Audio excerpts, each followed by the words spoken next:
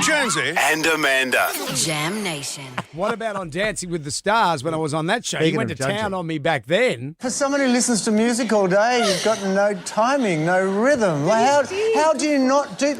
Is it that you're so caught up in learning the dance that you don't hear the music? I was worried about my jacket because my wallet's in it, so I chucked it over there. That wasn't your best, but we haven't really had your best yet, have we? I think there's something out there that suits you, but I don't think we've found it yet. Yeah. No, but you didn't dance at the beginning, but when you did, it looks like you had taken the rubbish out. It was like bin... But it's just brilliant. I mean, I love the death ending. The count I've come to suck at dancing. I think you should just get in the coffin now, I think. And that was the good comments.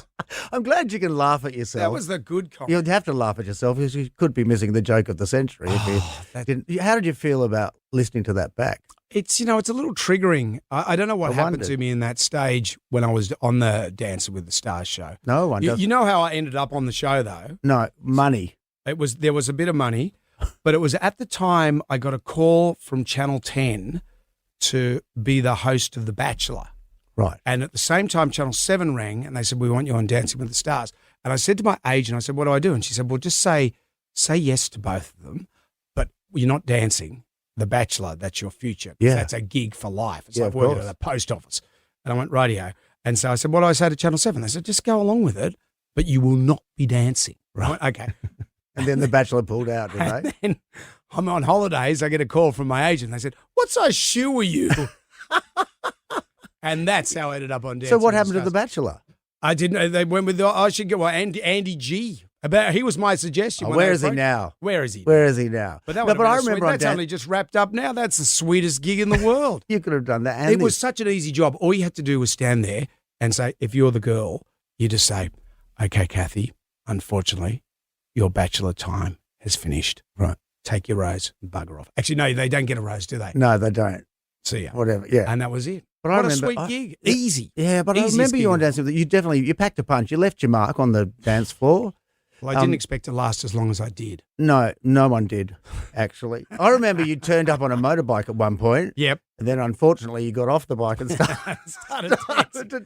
But did you feel that you were better than you were? Do you watch it back Yes. and go, it didn't feel like that? It's like if I made a sex tape, Right. I would feel that I'm doing a great job And of then it. you watch it back. And then I go, oh my God, what's happened here?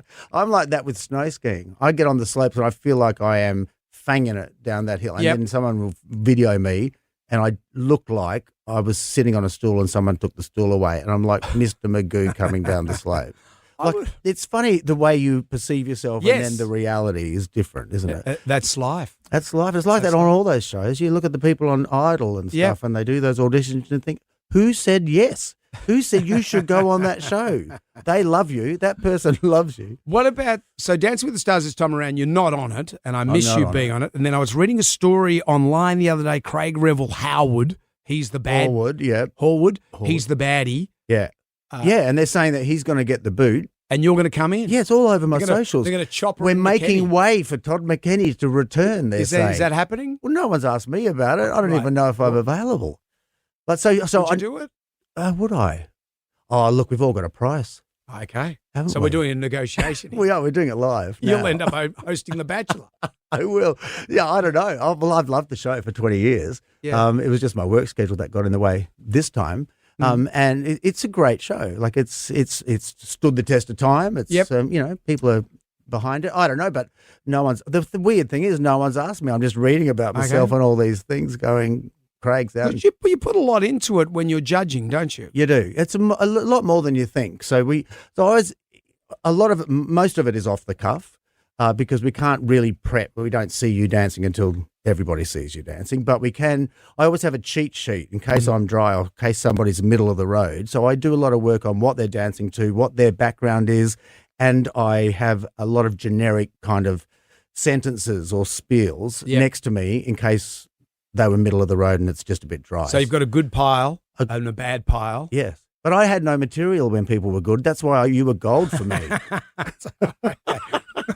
I like the car crashes. And you were like a 7-car pile-up in sequence. They asked me if I'd go back on it again. I just said, I just can't do it. Best off, worst off. I can't. Well, I proposed the idea, just get the worst of everyone.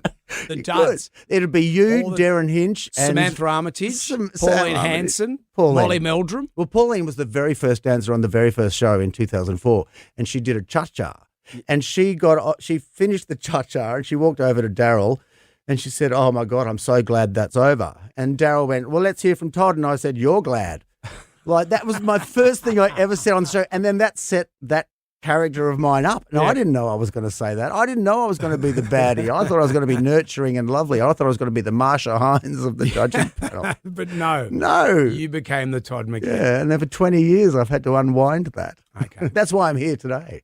And when you're doing a great job as well, and we thank you for that. And you didn't judge Amanda too harshly when she was on the show. No, I didn't. I was a bit more careful with the women for some reason. But I don't know. I thought you could cope with it. I did cope. And you did, because you've invited me here today. Exactly. So, Exactly.